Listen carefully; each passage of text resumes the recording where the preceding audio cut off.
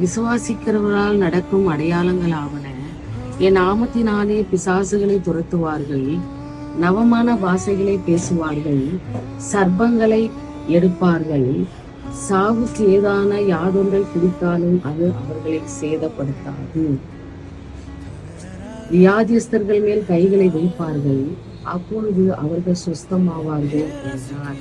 இவ்விதமாய் கர்த்தர் அவர்களுடனே பேசின பின்பு பரலோகத்துக்கு எடுத்துக்கொள்ளப்பட்டு தேவனுடைய வலது பரிசத்தில் உட்கார்ந்தார். அவர்கள் புறப்பட்டு போய் எங்கும் பிரசங்கம் பண்ணினார்கள்.